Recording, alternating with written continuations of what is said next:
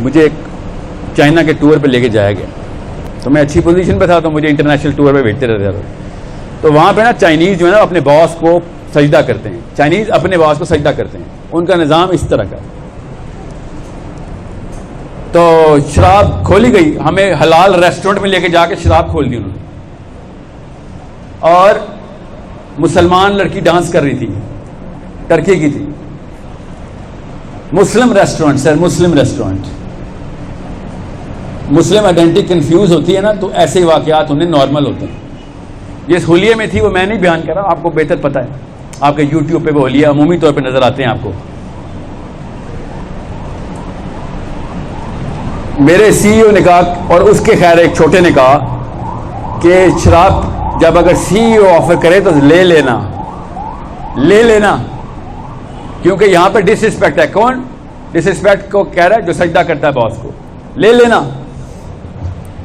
ہم 11-12 بندے تھے زیادہ, مگر 11-12 پاکستانی تھے. وہ چائنیز ڈیلیگیشن بھی ہمارے ساتھ ہی گیا تھا. باہر جا کے نا آپ کو اپنے بیس آئیڈینٹی کی کلیئرٹی کے علام بچ جاتے ہیں کہ بھائی یہاں پہ تو بتانا پڑے گا, بھائی مسلمان ہوں میں. کیسے بتائیں؟ باقی کے سارے کام اسلام آباد میں نان اسلامک چل رہے ہیں, یہاں پہ آ کے تو مسلمان نہیں ہو سکتے نا. پھر وہ کہے گا بھائی یہاں کے اسلام یاد آیا ہے. وہاں پہ جب 2 نمبریاں اور رشوتیں لے رہے ہوتے ہو, وہاں پہ فراڈ کیمپینیں چلا رہے ہوتے ہو. ٹیلی کام جتنے پیسے چوری کرتی ہے نا, آپ کو بہتر پتا ہے, بتاتی کچھ ہے, پرسنٹیج کاٹتے ہوتے. میں تو ٹیلی کام میں تھا, روتا ہوتا تھا کہ کیا کر رہے ہو, حرام کھا رہے ہو ادھر بیٹھ کے. ایکسیڈنٹل انکم کہتے ہیں اس کو, ایکسیڈنٹل انکم, کہ آپ کا کچھ پروڈکٹ ایسے ہیں جو کہ آٹومیٹکلی سبسکرائب ہو جائیں گے, آپ کو نہیں پتا, پیسے کٹ جائیں گے. اس سے بڑا فراڈ ہے اسلام میں کوئی؟ بتائے بغیر پیسے اینٹ لینا اس کے. یہاں پہ آ کے غیر مسلم, تو ادھر جا کے مسلمان تو نہیں ہو سکتے نا. تو کیا ہوا پھر 11 میں سے احمد بن حنبل والی ایگزامپل آ رہی تھی مجھے اپنے ذہن میں کہ 11 بندے, ادھر بھی 11 ہی تھے, ایک ایک کر کے شراب لے رہے ہیں اور ایسے ایسے کانپ رہے ہیں. باقی اب یہ میری باری آئے گی. It is disrespect. یہ لے, okay sir, it is disrespect. ہاتھ میں پکڑ لی, جیسے بچہ ہاتھ میں نہیں پکڑتے مرد ذرا جب پہلی دفعہ کہ یہ ڈاکٹر دیتا ہے, ایسے پکڑا ہوا کہ کیا کروں اس کے ساتھ. اب 1 2 3 4, تو میرے پاس باری آنے تھی. خدا کی قسم مجھے وہ وقت یاد, میں سو رہا تھا ایسا بہانا کیا کروں کہ پاکستانی ہونا, کہ ان کو بھی برا نہ لگے اور یہ کام بھی نہ ہو. حالانکہ اس کا کوئی ذہن جاگنا چاہیے تھا کہ تجھے برا لگتا رہے, یہ کام میرے سے نہیں ہو سکتا. کسی کو خوش کرنے دنیا میں نہیں آیا ہوا. میں آپ کو بہت بڑی ایگزامپل دے رہا ہوں, بڑی آسان سی, جو آپ کے ساتھ بھی ہوگی تو آپ ایسے ہی کریں گے تاکہ آپ کو سمجھ آ جائے. کیونکہ شراب کے اوپر بڑا گھوڑا ڈاؤن ہو رہا تھا کہ نہیں یہ کام نہیں کرنا. میرے ساتھ نا میرے سیلس کے ڈائریکٹر بیٹھے ہوئے تھے, نوید ظفر نام ہے ان کا. اب وہ نیسلے میں ایکچولی ٹپال میں ہوتے ہیں, کچھ عرصہ پہلے ہی جوائن کیا تھا نا, کچھ مہینہ 1.5 ہوا تھا. تو باہر جاتے ہیں تو دوستی طرح ہو جاتی ہے. تو میرے ساتھ بیٹھے ہوئے تھے وہ, اور گپیں چل رہی تھی. اتنے میں وہ جب یہ شراب شروع ہوئی تو مجھے طرف دیکھے, میں ان کی طرف دیکھوں. دونوں ایک دوسرے سے پوچھے تھے کہ کوئی جملہ بتا کہ نوکری بھی بچ جائے اور دین بھی بچ جائے, کوئی ایسا جملہ بتا. اور کیا کرتے ہیں اس موقع پہ. اور میں اللہ کی طرف سے آخری میں تھا, ٹھیک ہے. یہ میرے پیچھے اور بھی تھے ایکچولی, مگر میں اس کی فوراً بات تھا. اتنے اس بھائی صاحب کو جیسے شراب آفر کی گئی تو اس نے کہا سوری آئی ڈونٹ ڈرنک. تو اگلے بندے نے اس کو پہلے پیار سے کہا no it is custom here, you have to drink it. اس نے آگے سے پھر کہا no it's okay, I'm not going to drink. And then پھر اگلے چائنیز نے غصے میں بات کی کہ it is disrespect here, you کی not say no to this.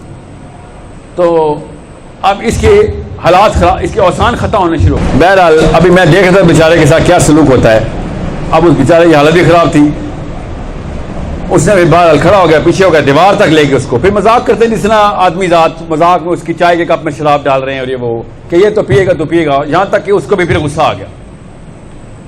اور اس نے کہا, اس نے کپ اٹھا کے زمین پہ پھینک دیا. تو بات ذرا سیریس ہو گئی.